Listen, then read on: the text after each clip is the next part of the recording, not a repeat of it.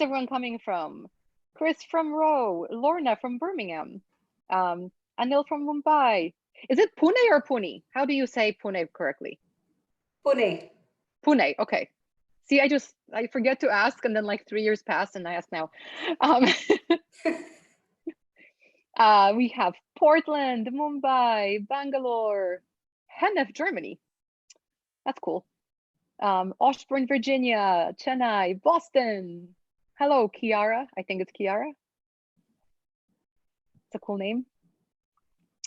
Some places I can't pronounce because I do not speak your language, so I don't want to butcher them. Montevideo, Ann Arbor, Spain, Johannesburg, Uruguay. Uruguay, that's cool.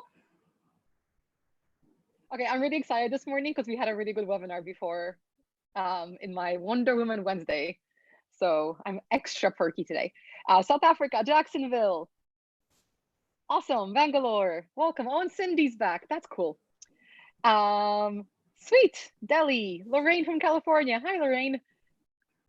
Okay, let's get started officially because we're all here. Today is one of our series in mastery and leadership through coaching competencies. Every single time that we have this webinar, the lovely Cindy is our fearless leader, and she's back now. I'm just filling in for momentarily. But every single month we do this webinar, we have a different master level coach, many of whom we trained, some of whom we haven't.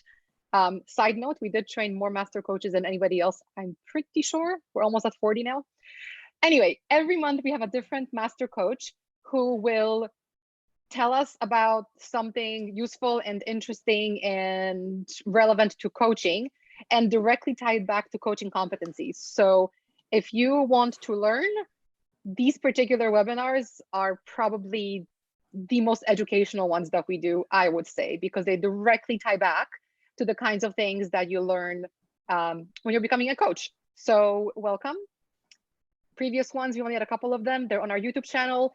This one's going to be there later, and we'll be back every single month on the 4th Wednesday at 9 p.m. India, 10:30 a.m. Chicago time with a different master coach. And today's session, Cindy can introduce what we're talking about if she wants to, but many of you have seen VG before. VG has been with through a couple programs with Coach Arya. She's one of the master coaches that went through our programs. She's, an essential part of our community. And I believe she's also the Chennai ICF chapter president. Is that correct? President-elect, Mother. President-elect, excuse me. President-elect. Here you are. See, women are always being humble about everything. Whatever. In my mind, you're already the president, and Cindy, you're always the president in my mind too, of like everything. So yeah, whatever. We can all be presidents. Why not? Exactly. Right? Look, I've warned. I have warned everybody I'm extra chirpy today, so just get used to it. Okay, I'll head over to Cindy, but I did want to say that VG thought she had 90 minutes, and we're going to give her 90 minutes. So I do realize that some of you may have to run after 1 hour. Perfectly fine. At 1 hour is when I'll give out the instructions for CCEUs, etc. But I do hope that you will stick around for 75 to 90 minutes to do justice to VG's presentation. And if you have to run, perfectly fine too. We are streaming this on YouTube, and as soon as it's over, it's going to be available on YouTube so you can catch up on anything you missed. So with that, I'm going to disappear. Cindy and VG. Thank you, Magda. Godspeed. Hi, everyone. Magda, thank you for holding this space with such generosity and a huge smile as usual. We're very grateful and I don't want to say privileged, but grateful to be in VG's space today and with all of you contributing. I know we just given a lot of thought to this topic and done it in a multi-leveled way, meaning you're going to get lots of gems showing up today. Just to do a framing on the Mastery in Leadership program, The intention was to bring the overall topic of leadership in coaching and to bring each month a piece or a mini topic into the framework of leadership and linking strongly to our core competencies. And today may be a slight flip where a coaching mindset or the competency of coaching mindset will show up as a big priority, but we are doing it with a leadership theme anyway. And coaches, I do appreciate that in our current crisis, that many of you would have lots on your mind and, managing quite a bit in your background. I do want to acknowledge you for that and for still continuing to join us on this webinar. Let's just put aside for a little while whatever we have in our minds and in our backgrounds and enjoy a webinar with Vijay. Vijay, it's over to you. Thank you, Cindy. As always, warm, generous, lovely context setting there. So here's what I wanted to, confide in you and to everyone here. The last few days haven't been easy for anyone, and that includes me. And it's taken me some bit of framing myself to be able to show up authentically today, because I know there was a lot of background noise, at least in my world. But this topic is one such. So when we spoke about it a couple of months ago, I think, I was very excited to pick this one. And I think today, more than anything else, mindset matters, right? And it's about how you just hold your space together. So with that bit of contexting about what I'm bringing into my space, I'm requesting all of you, to just maybe take 30 seconds, just be with yourself and center yourself and really ask yourself and remember, why are you here today? What did you come looking for? What do you want to take away?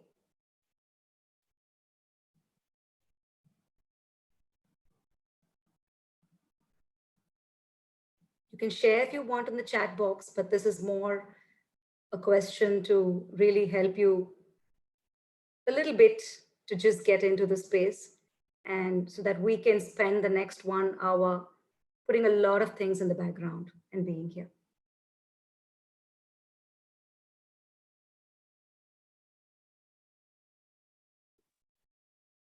And as a reminder, for those of you who are commenting, just make sure that you select all panelists and attendees in your chat box so that all of us can see what you are saying. Thank you. So Cindy, I'm requesting you to keep a tab on the chat box. I'm just going to minimize my screen so that we can plunge right in. And thanks, Magda, for your generosity for allowing me to go beyond an hour's time.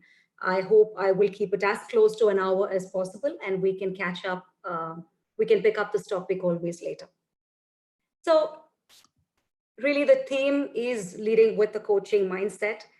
And my first introduction to this, I'm a very first principles person. Very comfortable in picking things up at a very simple level, breaking it down, and then seeing where it takes us. So the first question I asked myself is, what is mindset? Is this moving, my screen? Okay. Yeah, all good. So simply put, mindset is a person's set of attitudes, way of thinking, inclination, or just mental state about anything. So essentially, it's a collection of thoughts and beliefs that shape one's worldview. So if you just, and these are dictionary meanings. And if you just look for synonyms of mindset, you'll get things like outlook and mentality. That being said, it leads us to, so then what is coaching mindset? Coaching mindset, in the way I see it, is simply one's outlook or way of thinking and beliefs about coaching. Where do you really come from? And I pick a parallel from the world of mediation, and on which I've spoken about earlier. There's something called the concept of a mediator's mind, which is very important to the way the mediator shows up at the mediation table. Similarly, I draw a parallel to the coach's mind. Again, here's a bit of reflection for all of us here. If you were to just look inside your own mind as a coach, what comes up for you? What's there in that mind?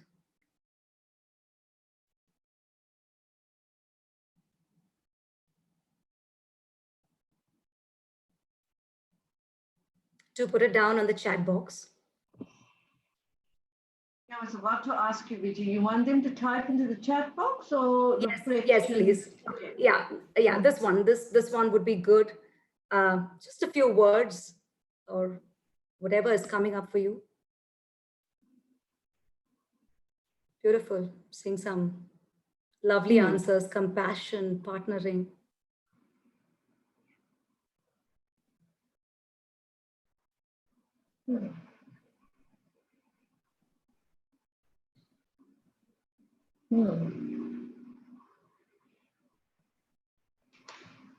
All right. So just to take that a little deeper, if I were to ask you 3 journaling questions, you don't have to really put down the answers, but I'd like you to think about answers for yourself about these 3 questions that I'm going to throw up now.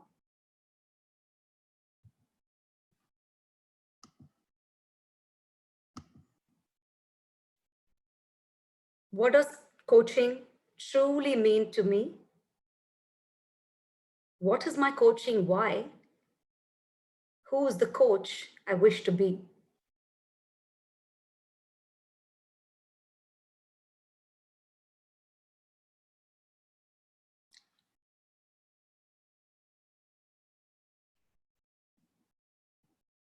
I'd like you to hold on to these questions for reflection, because I know some of these are pretty existential, right? To just sort of type it into a chat box. But I think these questions are very important as you figure out your own coach's mind or your coaching mindset. And I'll just ask you to hold on to these and pause it here. We come back to understand how this connects with what we're talking about today. Cindy, is there something coming up that you want to share about? I can see about 15, 16 messages. Otherwise, I'll just move on.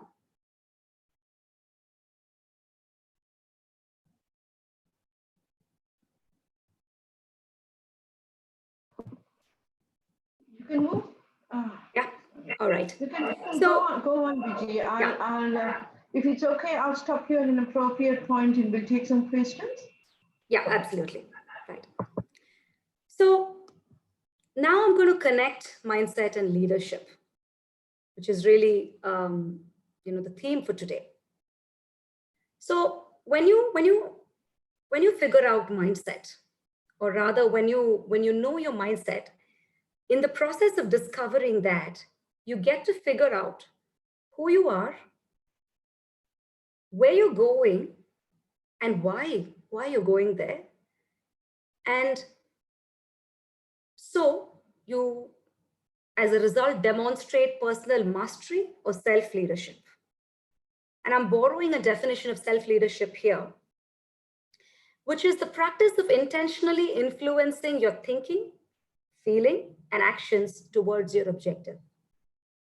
So how powerful and how connected mindset and leadership isn't it? When you figure out answers to these questions, you're taking the first step towards intentionality and about influencing your own self and your decisions. And this translates into leadership as a coach as well, because that's the role that you're playing when you talk about coaching.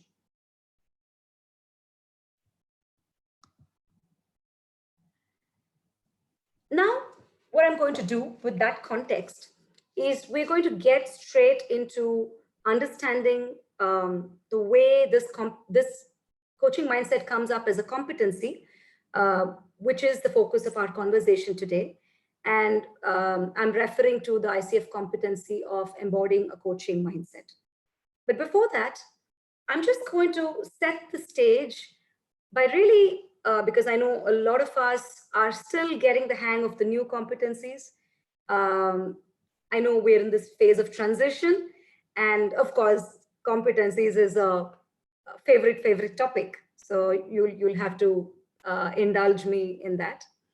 But I think this will just help us set a framework for our discussion further.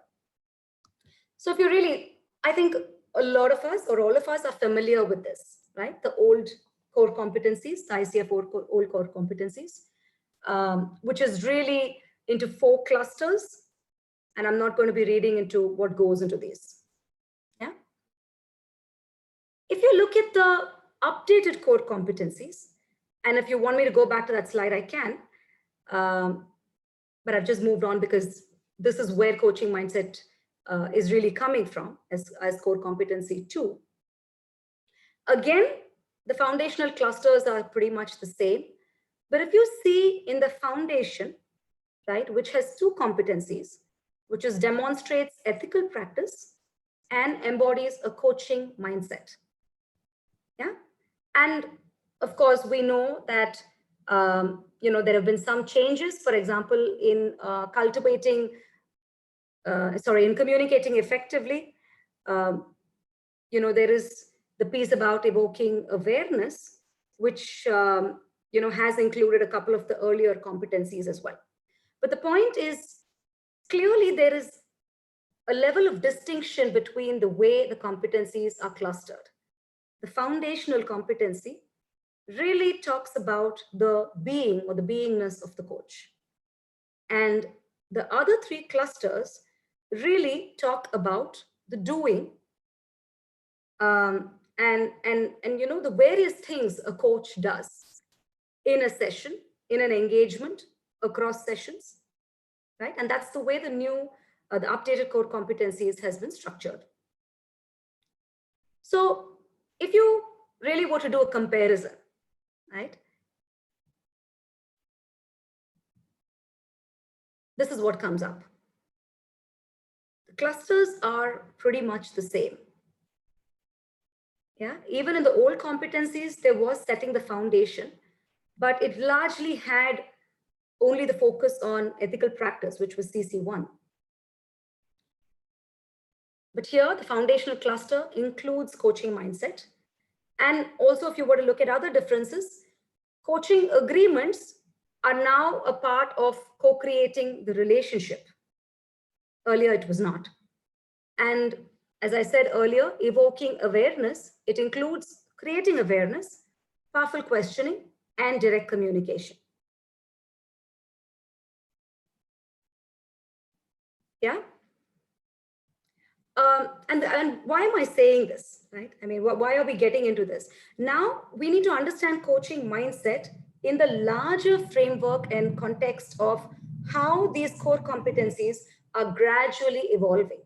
So a question I have for you is this competency of coaching mindset a new addition, as seems to be the belief? And if you can just type in your answers in the chat box, that would be great.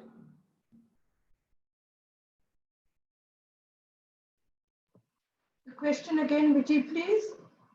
The question is coaching mindset a new addition to the competency structure or the competencies required of an ICF coach?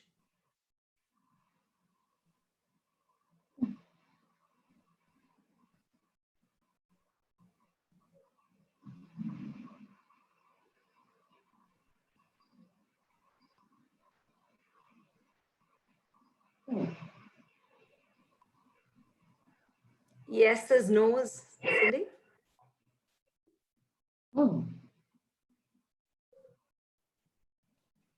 Cindy or VG, if you could, as things come in, if you could just read them out loud. For people watching on YouTube, they will not see the chat, so it will be helpful if you read things as they come in. Okay, so we're getting a lot of, not really, it's more an affirmation. I don't think so.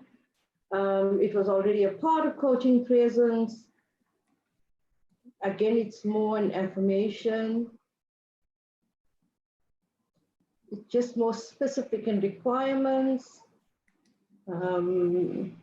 It's Ravindra saying it's more an emphasis on the requirements of mindset.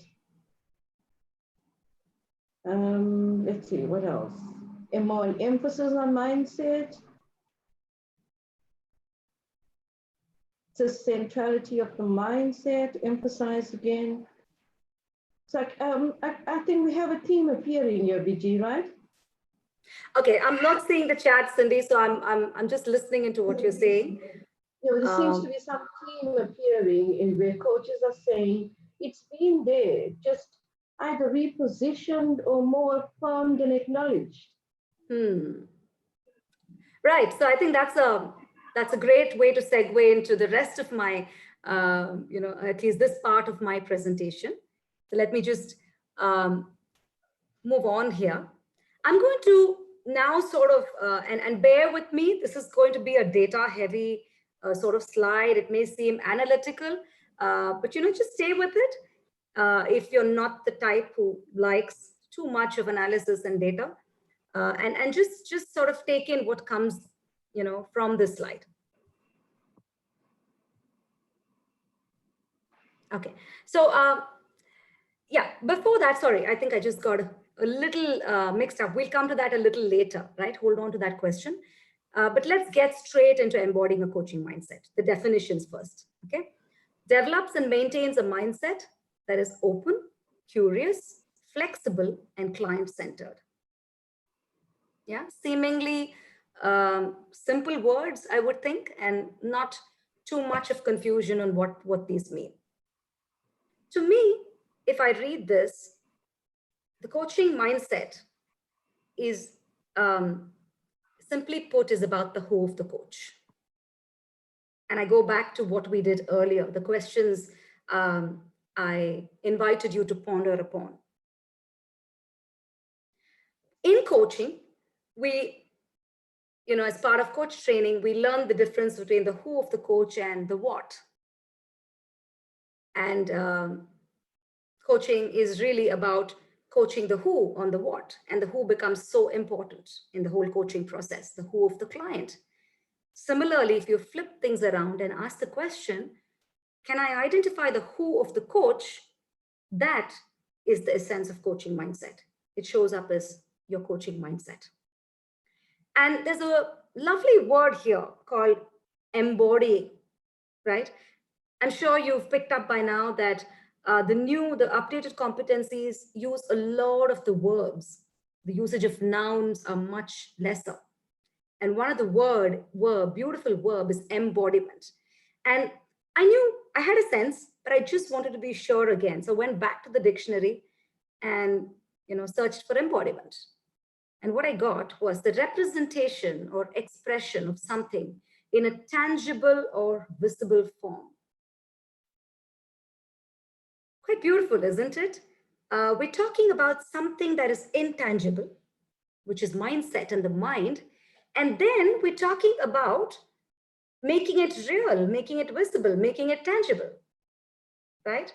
A beautiful duality emerging there. Just hold on to it, and we'll come back to exploring that duality.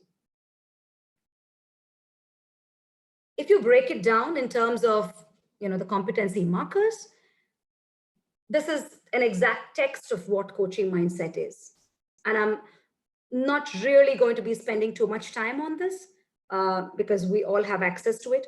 But maybe just take about 15 seconds to quickly scroll through the list just to jog your memory. And what I've highlighted in blue are the words that really need some bit of our attention to enable us to truly unpack this competency.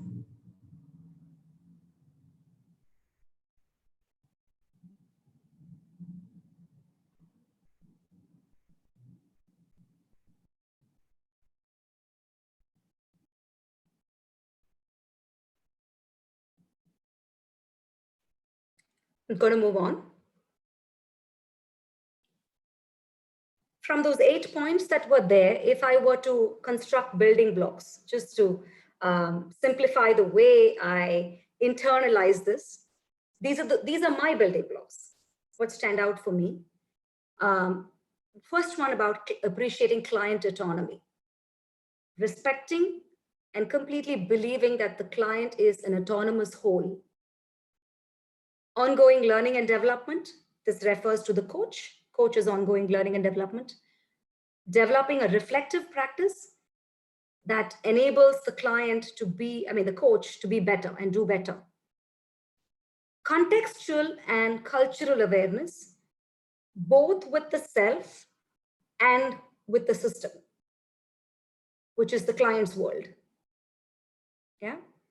And finally, I know different people have different interpretations of this. The competence really talks about mental and emotional preparedness.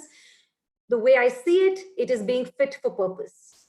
Am I fit in my purpose as a coach? Am I fit to perform as a coach? Am I fit to be a coach in my own eyes, by my own standards? Which also means there is a fair amount of self-care that gets built into that aspect of the competency. Any questions thus far, Cindy? Otherwise, I'd just like to move into the earlier question that I posed about where this comes up in the PCC markers or our earlier competency set. Yes, go ahead. Right now, there's more comments than questions. Comments, good comments? Yeah, all in response to what the questions you've been asking. Yes, definitely. Right. All right. But somebody says elaborate. Kanan asked that you elaborate the last point a bit more. Yeah, sure. I can do that. We'll come back to it in a bit as well. Okay. Let me take an analogy from sport or any other profession, Kanan. Right? Every profession requires you to be fit for the purpose for which you are in that profession. So a surgeon or a medical doctor needs to be able to, deliver his duty or role of taking care of somebody's health. And he needs to be fit for that. That may mean fitness in various ways, be it just physical fitness, be it the mental ability to be focused, or be it an ability to manage his or her own emotion. So I draw a parallel from there. And as coaches, we are in this noble profession called coaching. We need to be fit for our purpose too.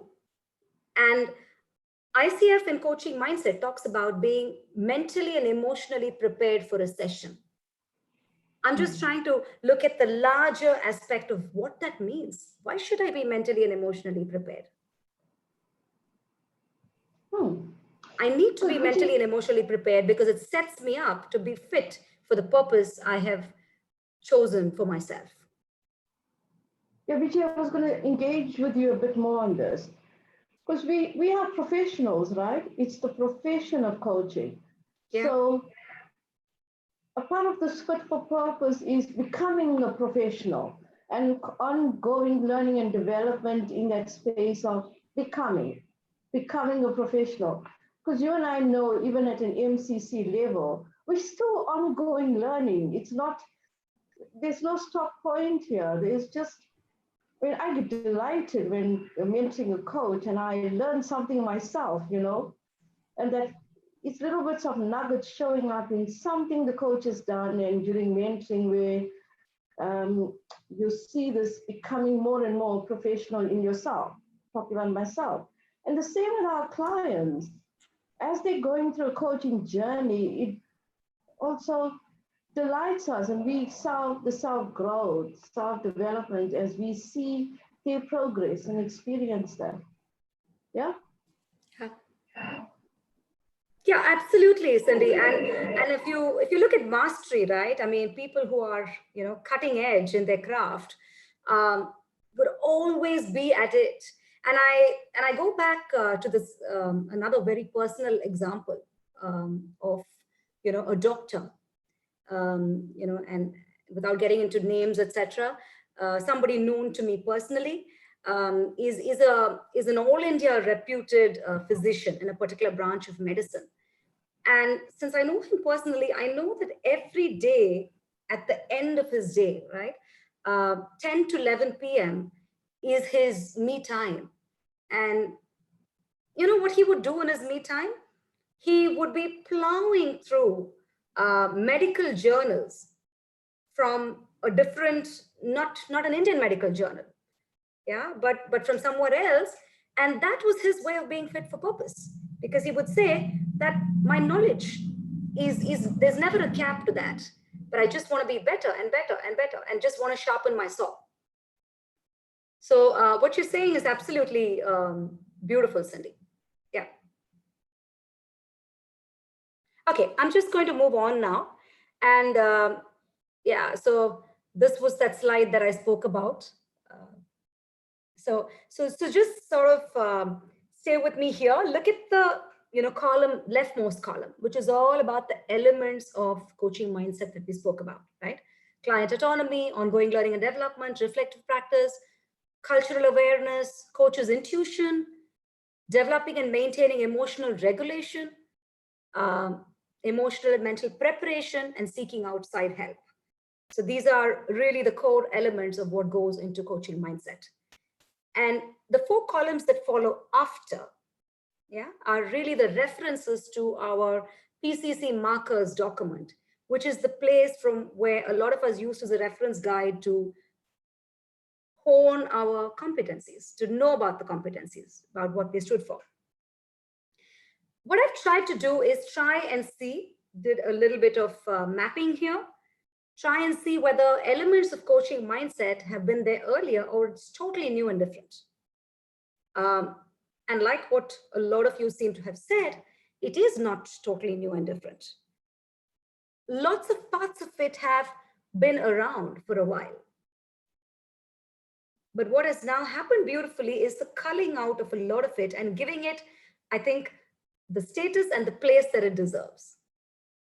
Enable us to think quite in a more focused way about it.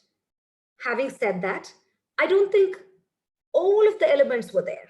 So if you see, and correct me if I'm wrong, I'd be very happy to look at other evidence on this from anyone here. Ongoing reflective practice, or mental and emotional preparation. These are 2 sub-competencies which I have not seen so far in our earlier competency model. So these are welcome, and I think new additions to the updated competency on coaching mindset. Yeah, but everything else, for example, even ongoing learning and development. Interestingly, I didn't find a reference to this in the PCC markers, but I found a reference to this in the ICF Code of Ethics in section 5. The last point, which says that it's an ethical duty for every ICF coach to invest in ongoing learning and development. I really didn't know that. Or, for example, seeking outside help, yeah, which is again captured in the ICF Code of Ethics. I think thanks to this webinar, I went back to the ICF Code of Ethics and did a complete unpacking of that. So yeah, so that was a good thing. But everything else, right? There are references in bits and pieces, maybe not language the same way, maybe not the same terms.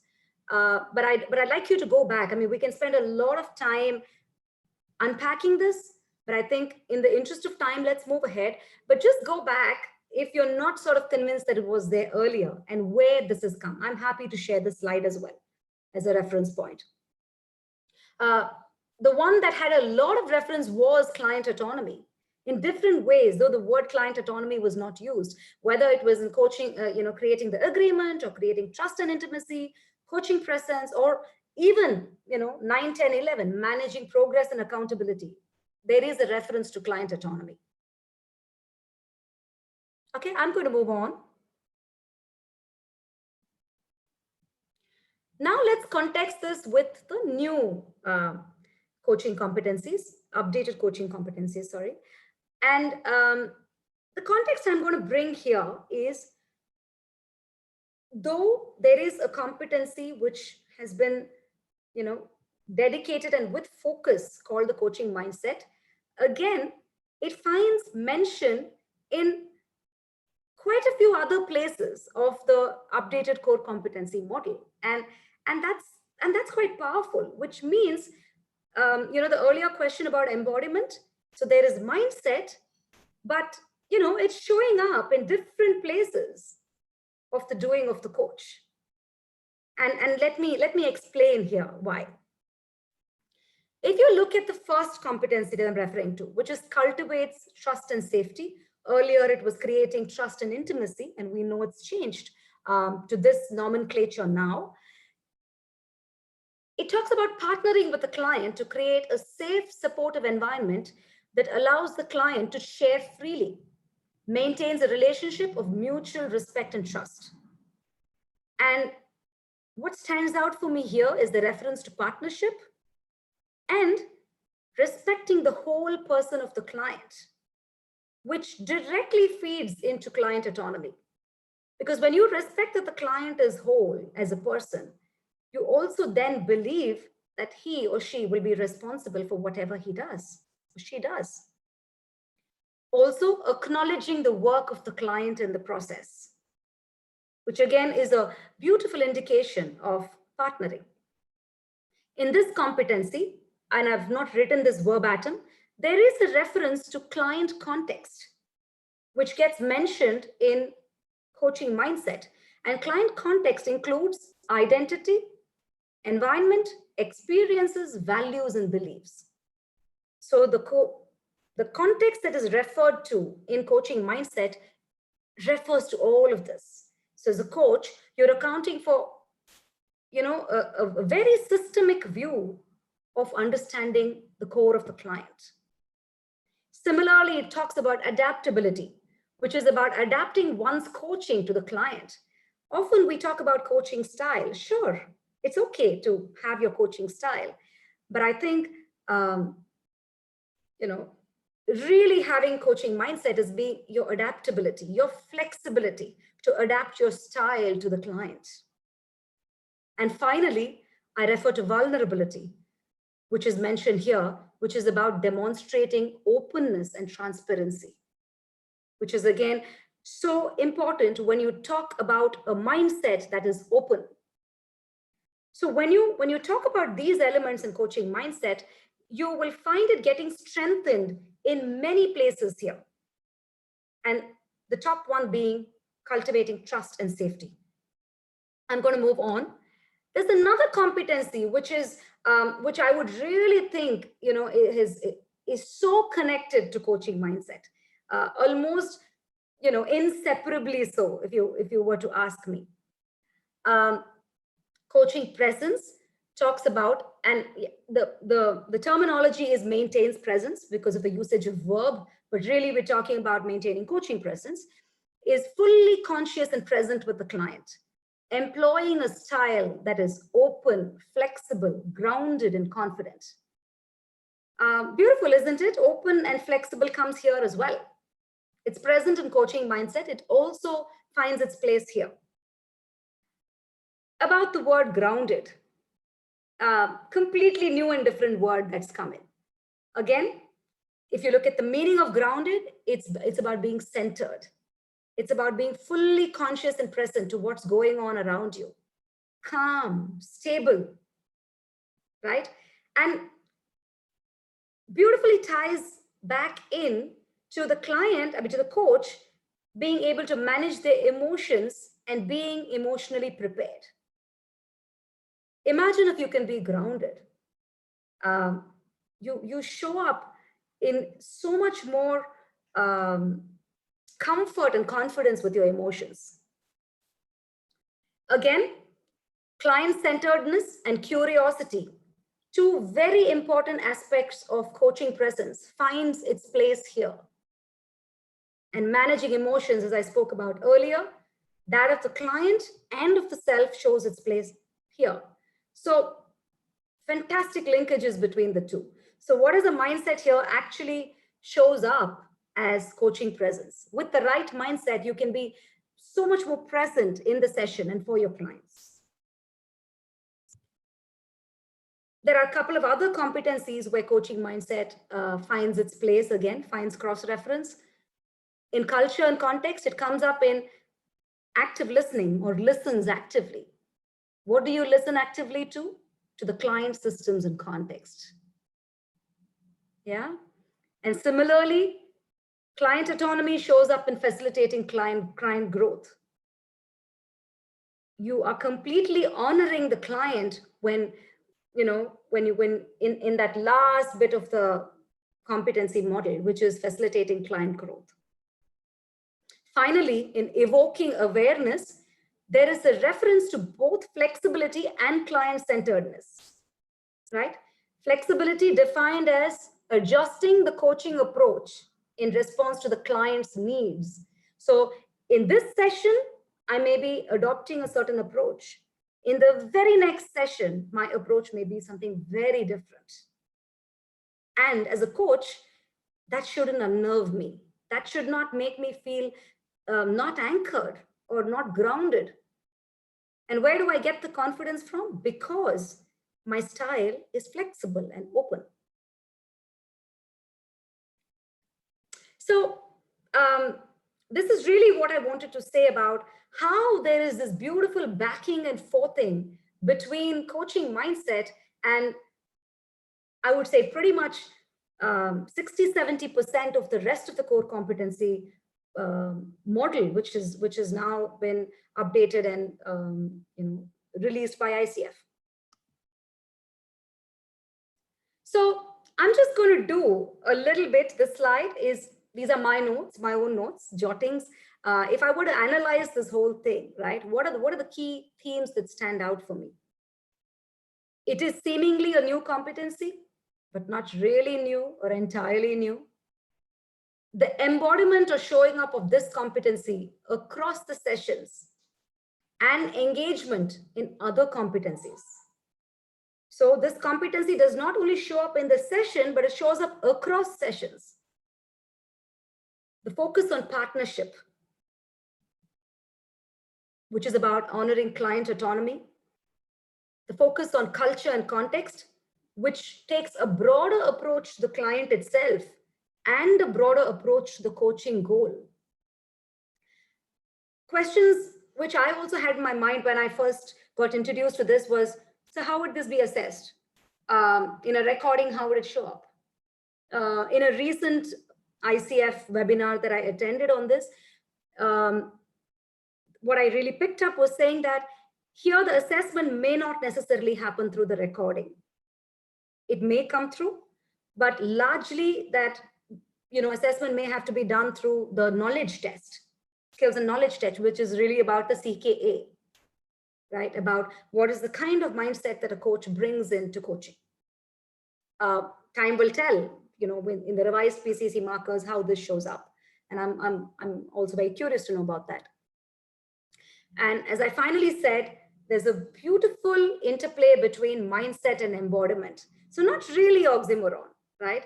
What is in the mind is translating beautifully into how the coach shows up. And, here is a slide that I think sort of summarizes it for me.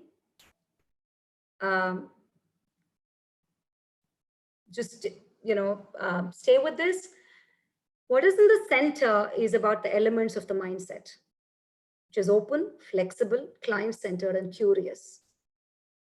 And then there are many sort of boxes outside, 10 of them, which I think capture the embodiment part of this competency, how it shows up.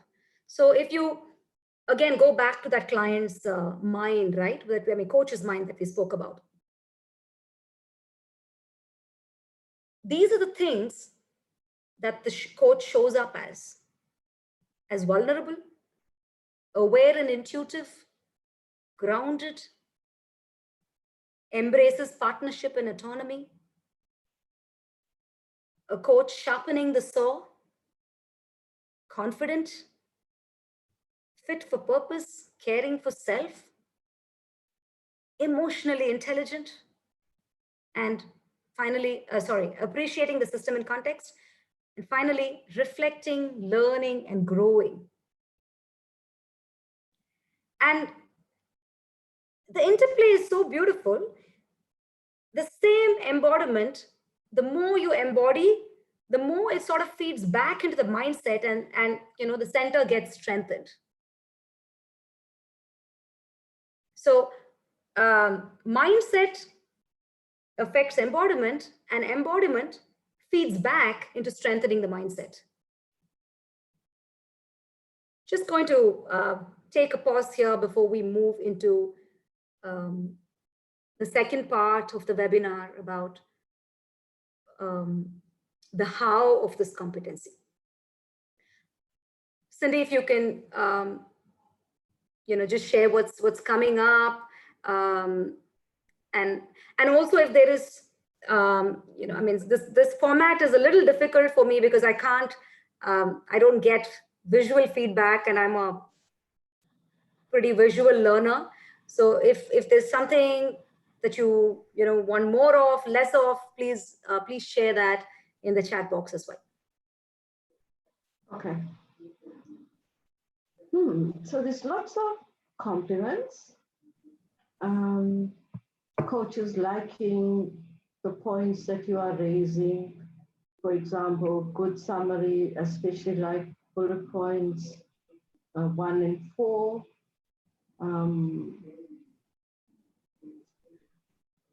Coaches talking about this word grounded and being humble. You got a compliment that you're quite in your element, and very rich, profound, and a request that you share your slides at the end. Magda put up the link to the updated core competencies. Let's see, what else do we have?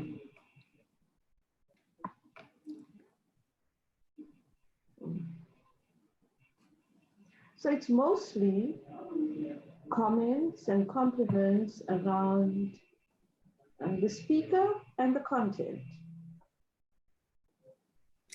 Okay, so I'm going to take that as a thumbs up, and we'll go ahead. Now there'll be lots more questions where, so it'd be good if you have a pen and a paper or a notebook or something where you can jot down some of the stuff. You may want to take down a few questions. Vijay, while coaches are getting ready with pen and paper, Draven raised a question, so I thought I'll just check it in with you. How would you differentiate between embodiment and mindset?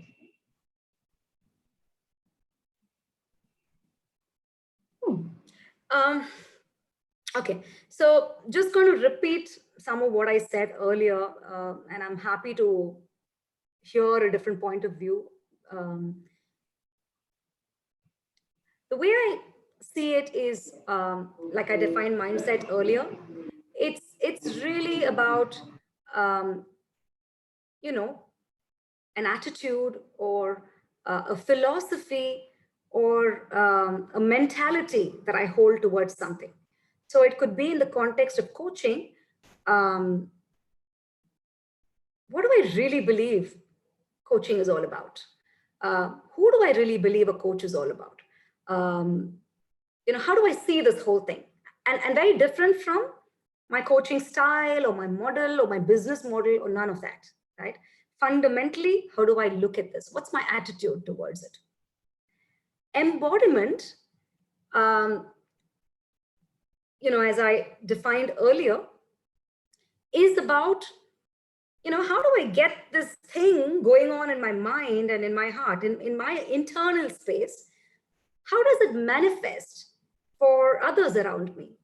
My stakeholders, my clients, my sponsors, my own self. When I look at myself in the mirror, what comes up? That is embodiment. Embodiment is more physical.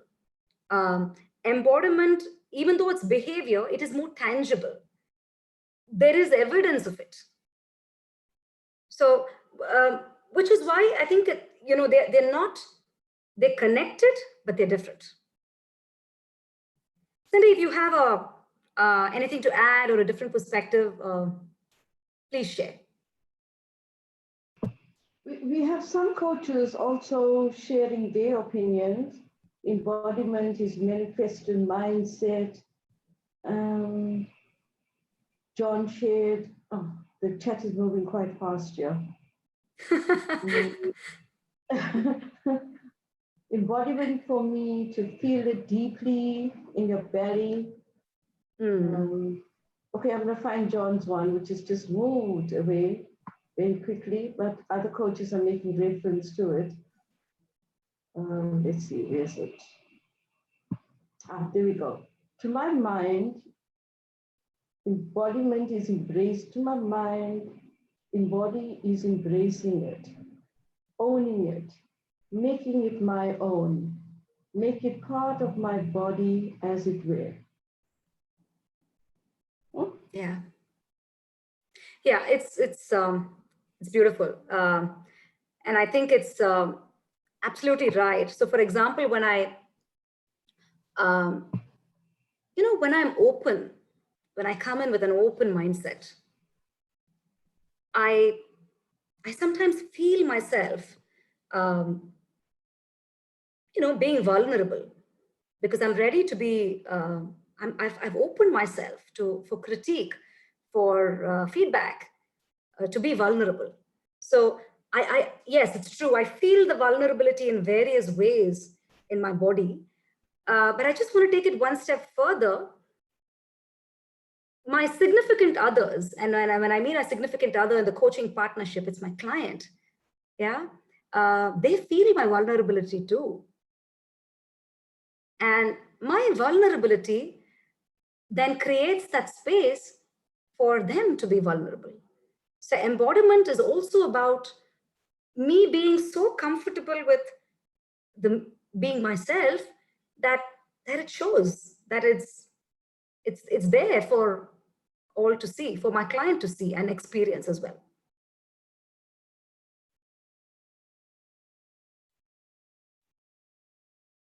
So a good, reflection question that you could write down, and I'm going to think about it, is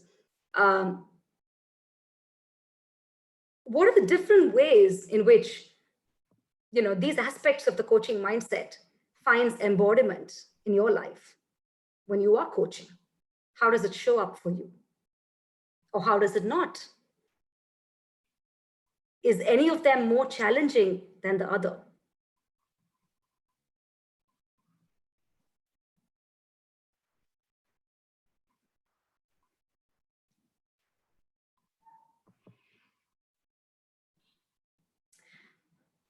All right.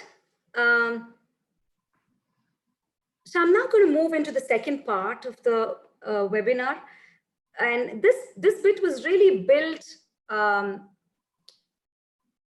lot from my own journaling effort on this. When this came up now, and as a new competency, but also more importantly, I think from the time I started my mastery journey, and Cindy's been privy to that, there were lots of these questions that one jots down, and beautifully so. I think when I really thought about the competency in a pretty structured way, I began to get a few answers for myself. Far from filling it all up, many of them still remain as questions in my book, but they're questions I love to go back to. And so again, it comes from my world. Take what's relevant for you, what strikes a chord, and add on your own to the list. And I will definitely talk about, coaching mindset and mastery in a bit. But before that, I'd like to spend some time on exploring the how of, coaching mindset, because things like open, flexible, and all those 8 points that we spoke about could be a little bit at 10,000 feet. Could be a little cryptic, right? So for all other competencies, right? I mean, when you go to coach training, it's very, it's easier to train on those competencies. It's easy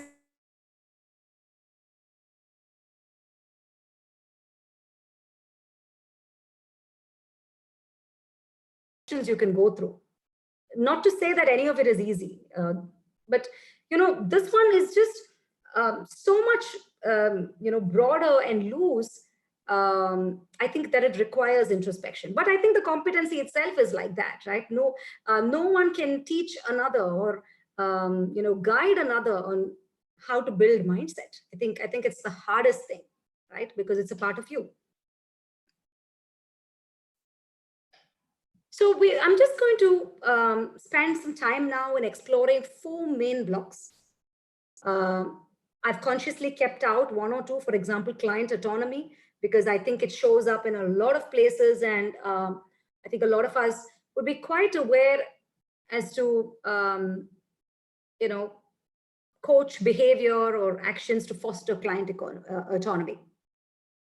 So the first one here is, and sort of don't go into the second, just stay with the first, ongoing learning and development as a coach. So these are some of the reflective questions, as I said, that come up for me. And I'm really not going to be, sharing specific answers or guideline or anything of that, unless there's a very specific question and we need to discuss it. So when I talk about ongoing learning and development as a coach, what kinds of learning? Are we talking about only coach specific knowledge and learning coaching? Or are we talking about anything else beyond coaching that could support you to be a better coach? Does learning go beyond coaching skills and coaching? What can build a coach's critical thinking? What thought-provoking conversations? And where would you go to for these conversations? Where will you learn from? How can a coach learn to facilitate creativity in the coaching context? Because after all, coaching is a thought-provoking and creative process. Many times I go back to that definition whenever I'm in doubt. As a coach, have you partnered to create an environment for provoking thought and creativity? And if you have to do that, will that feature in your own learning and development? What are the opportunities you allow yourself to be creative, to make mistakes, to try new things? In the coaching session and in your life beyond of that of a coach. It's my humble submission that a lot of who we be and we become as coaches is not really only built via our coaching experiences. It's a lot of our life experiences that shape you up in terms of who you show up as. And finally, my favorite question, how aware are you of your own learning style? What works for you? When do you learn best? So learning and development as seemingly simple as it is, I think is a lot deeper and a lot more nuanced. Sure, skill building opportunities like these where we get onto a webinar is I think is a great commitment. And yes, I should have done that up front when we started, I truly acknowledge, for I know for a lot of people, it's quite late in the night or maybe early in the morning, for being here, spending this time, right? It is your commitment to learning and development. But can you do more? Can you find more creative and thought-provoking ways to learn and develop as a coach? And the crucial word is ongoing.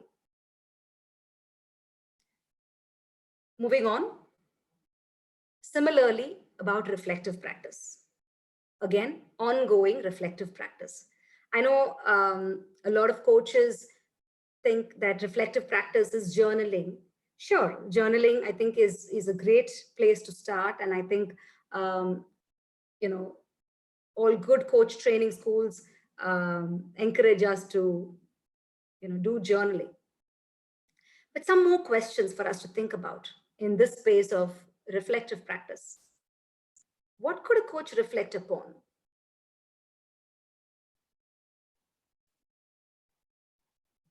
In fact, could we have a few answers in the chat for just that question alone?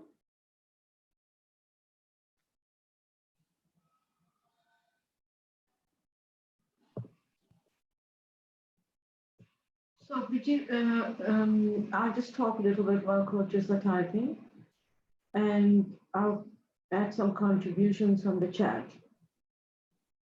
John spoke a little bit about adding to your, this chat is moving so quickly. When you spoke about being intentional, and he spoke about also being intentional about what changes you are making within yourself.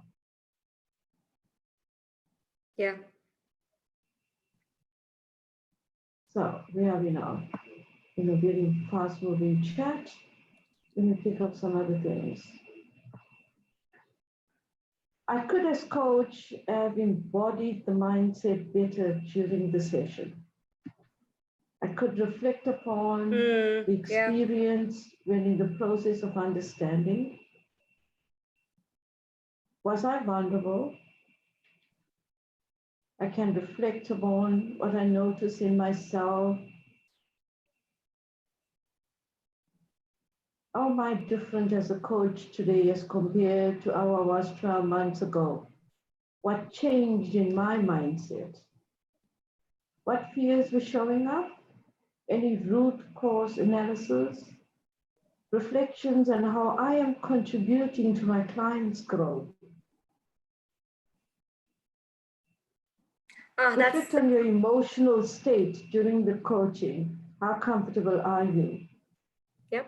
The moments that I loved and those when I tested are those when I was tested. Sorry. Tested. Can I call it out when I am stuck? Of course you can. How do judgments impact my mindset? So, Vijay, I didn't mean to interrupt you. Please go on. These are beautiful. These are just so beautiful, and I think some of that I've captured here, right? The one thing I wanted to, of course, talk about is we often tend to reflect upon a session, right? Whether it's in peer coaching or journaling, we do that. Do we reflect across an engagement?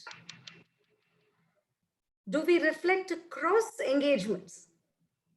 So of late, my reflections have been in this space, Cindy, as to why is it that I'm attracting few kinds of engagements? Why is more of that showing up in my practice? Or why are more certain kinds of clients coming to me and certain not? I think that's a great point to reflect upon, right? Because it's coming from you. Yeah. And you did a lot of that recently, Vijay. Yeah. A lot of reflections on many aspects, right? Yeah, yeah. Yeah. So, yeah, I've been writing about some reflective experiences, and it's true what you're pointing out. It's got a lot to do about my clients and what I'm learning from them. So it's not just about me and how I showed up, but also what's happening with my clients. And then I try to look back as to what did I do or did not do for that to happen. I also reflect on coaching competencies. I know it sounds a little textbookish to do so, but I'm this huge fan of core competencies. I know lots of my friends who are here on this call know that. I can get a little nitpicky on it, but I don't know. I think it just helps me, to play within a construct. And interestingly, it does not limit me at all. Most people think that competencies are so limiting. I don't think so. And we can talk about it when we talk about mastery level competencies. But I think reflecting on competencies is a good thing to do. Again, on sorry. Yeah. Sorry to You remember the CC8 one? No. I was going to say something else. I recall when you coached in vernacular, when you coached in Tamil, right? Yeah. How delighted you were, and you were reflecting with me on a call on exactly how the core competencies are beginning to show up coaching in vernacular, right? Yeah. It just busted my mindset. Yeah, it just busted my self-limiting belief, because I would go there, thinking that, we get caught into some jargon, right, as coaches. And I realized I had no jargon to rely upon in my native tongue. I didn't know that. For example, if you ask me coaching presence, I'd go like, what? I can't translate coaching presence or whatever, right? Or whatever you want to talk about. But I just showed up so beautifully, and some of my best sessions, so much so that today I voluntarily put up my hand if somebody wants a coach who speaks, Tamil or Hindi, right? 2 languages I know apart from English. But I think it just shook me up. So you're right. Thanks, Cindy. Thanks for bringing that up. So the last 2 points that I want to touch upon on this one, right? If you go back to the competency, unlike learning and development, here it expressly says reflective practice that helps, I don't know the exact words, maybe somebody can type it out.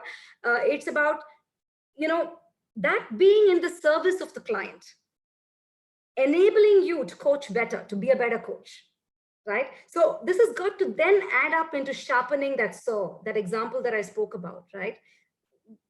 Does my reflection enable me to be that little bit, better as a coach, better as a human being? And finally, the role of supervision. I think supervision, now ICF also, there is the ICF's explanation and point of view on supervision. I would urge all of you to read it if you've not already. Not very complicated, but I think there is recognition that supervision is very important. I know we can do an entire webinar on supervision, and that's not the idea, but supervision, I think, though, is not the same as reflective practice. And I think this came up as a question, to ICF when they did the webinar on core competencies, the updated ones.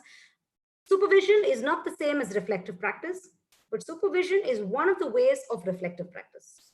I just want to leave it with that level of distinction. I'm just going to move on to the other 2 competencies where, and some more questions for us to reflect upon. Contextual and cultural awareness, right? This, in fact,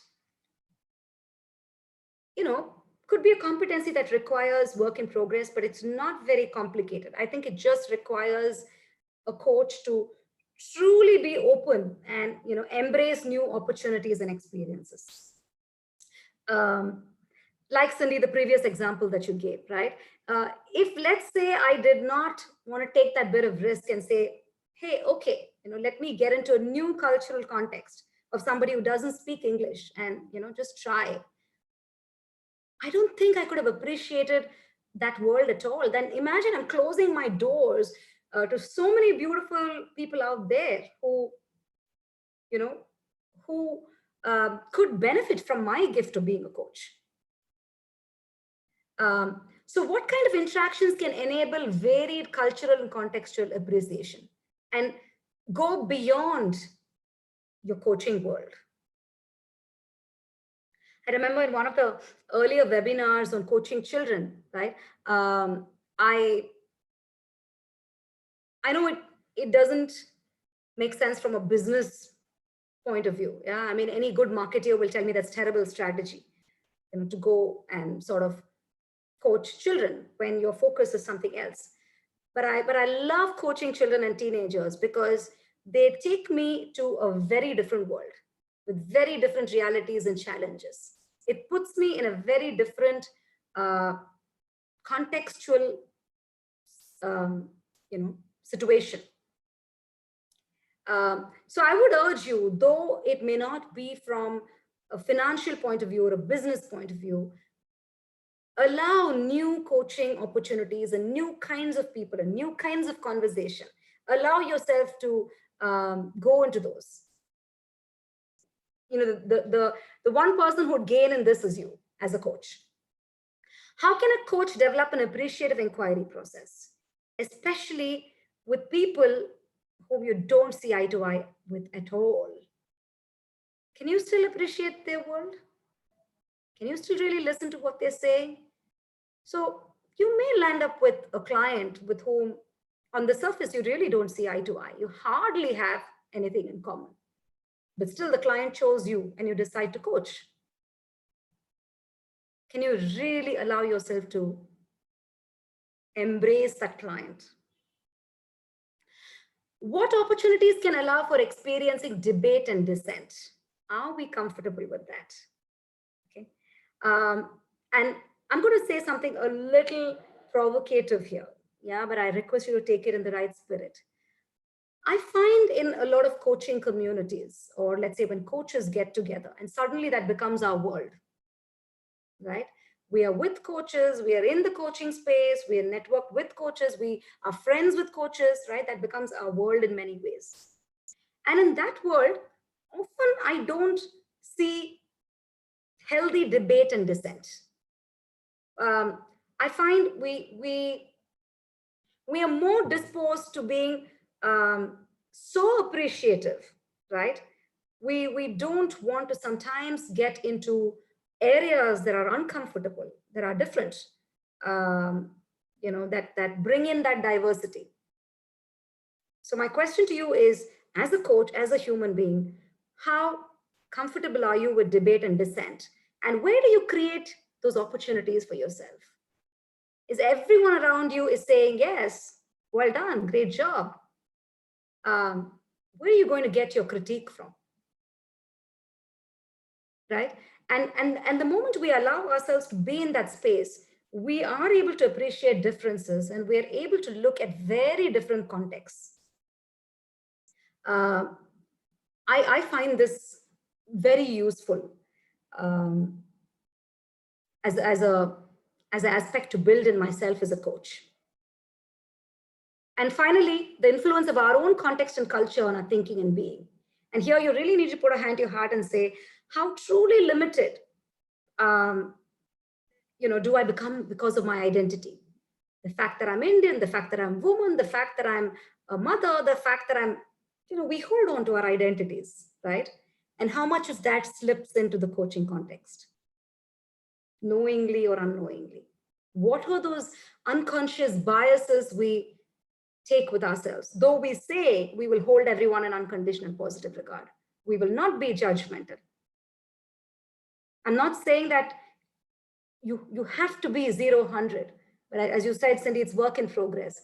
But how do you really lessen that more and more so that you can embrace diversity and cultural differences? Because the coaching world out there is so big and beautiful. You just have to allow yourself the opportunities to explore that world. Finally, this is again my favorite, not because it's got to do with the word fit, but I think things that are just so important for us to, as coaches, to be at our best and preserve ourselves, take care of ourselves. How does the coach mentally prepare for a session? Earlier, right, I would have maybe sessions back to back. And with just a cup of coffee in between, I'd go from session A to session B. And at one time, right, when I was doing everything okay, but I just wasn't, in the flow. And I ask myself, right, am I just taking myself physically there for every session? Where am I mentally? And I would even say physically. Physically, I mean, I know ICF doesn't talk about it, but I always ask myself, am I physically ready for this session, right? Have I rested enough? Have I got enough sleep? I mean, are my shoulders hurting? Am I in a relaxed posture? What's going to allow me to sit like this for, 5 hours a day or 3 hours a day, whatever it is, right? So how fit am I really being? And then when I ask myself, how do I mentally prepare for a session? What do I do? What are the things you do to get into the zone so that you're not distracted? So that, there's so much uncertainty right now going on in our own personal worlds. But you have a session coming up tomorrow. What would you do? What would be that self-talk you'd have to yourself, or just allowing yourself to get into the zone? So important to figure out, because it's one of those things that don't hit you in the face, but catches up with you very soon. And mental fatigue comes in. And yes, there have been times, and I'm being very vulnerable saying it here, but I'm okay to say it in the coaching community. There have been times when at 50 minutes, I'm telling myself, oh, can somebody get me a cup of coffee? Right? And I can't get myself one. Of course, there are times I tell my clients that, hey, I think I need a cup of coffee, and I excuse myself, but not every time. So where was I? How prepared was I? Not being harsh on myself, but was I really authentic the entire time? Was I there for the client? That's why my mental and sometimes the same thing happens for emotional preparedness. When there is a lot of drama going on in your own life, right? You've just had a scrap with your spouse and you have to coach. Vijay, I just want to remind you about the time. Yeah, sure. Are we at? Yeah, sure. We've got like about 10 minutes. Yeah, just going to be wrapping up. Yeah. Okay. So again, emotional preparedness is absolutely important, and we need to figure it out for ourselves. How do we go there feeling mentally calm, confident? Yeah, go back to the mindset. And interestingly, there's a flip side to managing emotion, right? When there is so much going on and you're trying to put that in the back burner, are you compromising on authenticity? Because clients are very quick to pick it up. Sometimes we do go into the session, yeah, with a little bit extra, perfume and makeup. The clients see us through. So how do I balance my emotion with my authenticity? A question I'm always seeking answers to. How well can I manage my emotion so that I don't steal into the client's space? That's always the question I ask. So I allow myself to be authentic as long as it does not eat into the client's space, the coaching space. And finally, who is a coach's support system? Who's your support system? Who's your go-to? Who's your go-to when you feel frustrated, as a coach? Who's your go-to when you feel, you're in doubt about coaching ethics? Who's your go-to for many things as a coach? So important for us coaches to have a support system that could comprise of mentors, supervisors, buddies, people from completely out of the coaching ecosystem who could still hold space for us. So these are some of the questions that come up for me when I explore these dimensions of coaching mindset. No straightforward answers. I would love to know, if you have answers to a few, we can talk about it offline. And finally, I just have, I'm just going to conclude with this one slide, which is about coaching mindset and its relationship to mastery. When I enrolled and I decided that I know it's, sounds strange to say be a master coach. You can't be a master coach. You can become one, and it's work in progress. Let's say get on to the journey of mastery. I had no clue what I was in store for. But the one thing I did feel that I wanted to, know myself better is some of these existential questions as a coach. Who am I? What am I doing? What does this mean to me? Where am I going? What's the difference I want to make in this world? Right? And if there was one competency that I really worked on and that I love to explore myself on was on coaching mindset. It was not called coaching mindset those days, but it was really about the beingness of the coach, the who, right? And mastery allows you to explore this dimension about yourself. You can do everything right in the textbook, but if you're not being a coach, every time you'd go in with a recording and you'd say, hey, that's not okay, this is not okay. And after a lot of soul searching, I realized the answer lies elsewhere. Coach development, as you said, Cindy, is always work in progress. And that's a learning from mastery, and that ties in so well with coaching mindset. Understanding the totality of the client, the system, the values, the context, everything about the client and the partnership, again, is something that you learn in the process of mastery. Pursuing depth, you go deeper, you keep sharpening the saw. Who are you doing it for? Not for anyone external. You're doing it for yourself.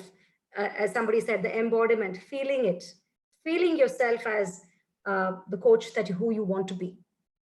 Vulnerable, not knowing, and curious. 3 beautiful states which immediately translate into being natural, easy, and confident. Sounds like oxymorons, but starting here ends you up with what's on the right. And one last thing, in the interest of time, I'm not going to share those slides, but I would be happy to send that out subsequently. The beingness of the coach, right, shows up as doing in a lot of the mastery level competencies. And I'm talking about in the earlier, there's a document which talks about the rating levels of various competencies, the comparative rating. And if you just see the mastery level rating,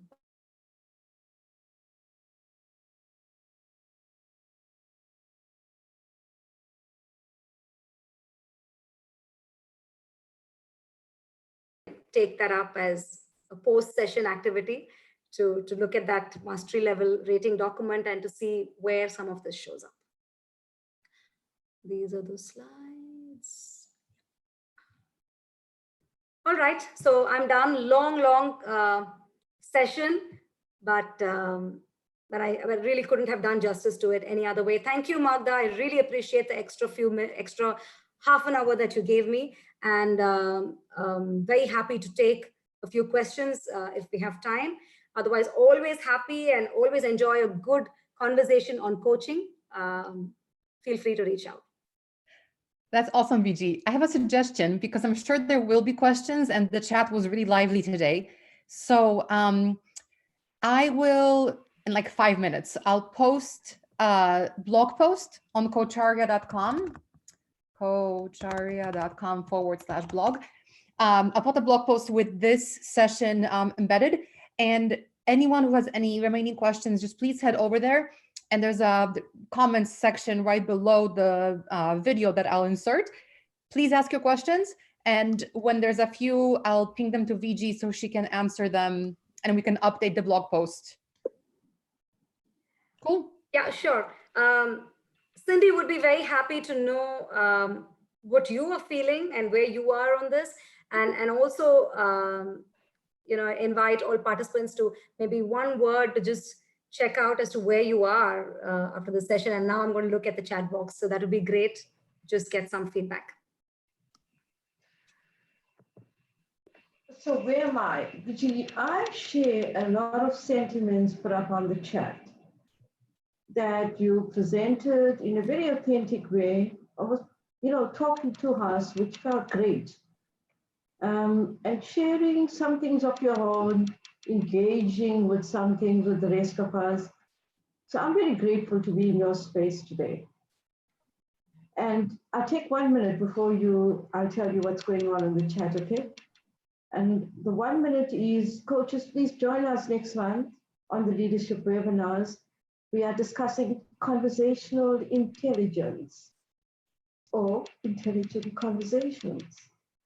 And of course, linking it to leadership and to mastery. And especially invite to the MCCs on the call. If you want to run a webinar on any particular topic of MCC, any topic of leadership, linking it to a core competency or few, please let me know. We would love to have you present on a topic in leadership. You can contact me in the background, and I'm quite happy to have a chat with you. So Vijay raises question. Any thoughts or any questions you have? I think we got about 2 minutes. You can put it on the chat or you can ask her directly. I don't think this is enough time for asking her directly. Put it on the chat and Vijay will answer it in the blog, as Magda said. Right, Vijay, lots of people are thanking you for a lovely session. Yeah, I'm just saying that I'm just so humbled, and I'm really yeah. I really wish this could have been an interactive session. So that's all I'm thinking right now. But yeah, so some other day. And thank you everyone for being so amazing. And I must tell you that when there is this level of interactiveness, that something is happening in the background. I think it just gives you that little extra not confidence, that little extra spring in your step to just go out there and say what you want to. So thank you, Cindy. Little extra confidence. You nailed that core competency. I mean, you unpacked it so well. Yeah, didn't she, Magda? She did. And I really go on the interactive thing. There's some webinars that work best when they don't have that, and some where I also wish I would have that. So this is no pressure on you or on anyone listening, but we have a platform for doing this kind of stuff. We have a learning management system where we can have on-demand self-paced courses with discussion inbuilt. We also pay for the Zoom license so we can have longer sessions. We have a great community that's very supportive. So if there's a need, I want to say the market because I'm a marketer, so that's what I think. If there's a market for doing something like this, but more interactive, more like a workshop, Vijay, I'm sure, would be happy to do something. Again, no pressure, we can discuss this offline. But when we launch new programs at Coach Arya, it's because you guys ask for them, not because we're just pulling this out of a hat, because we literally have over 1,000 hours of accredited content with ICF.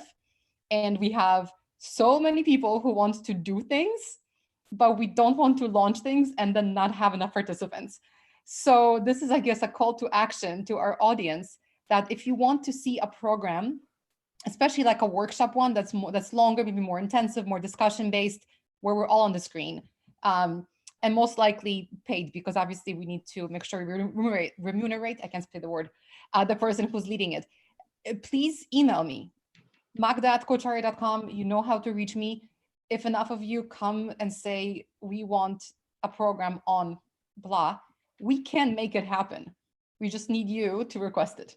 So please, please, please request programs and we'll make them happen.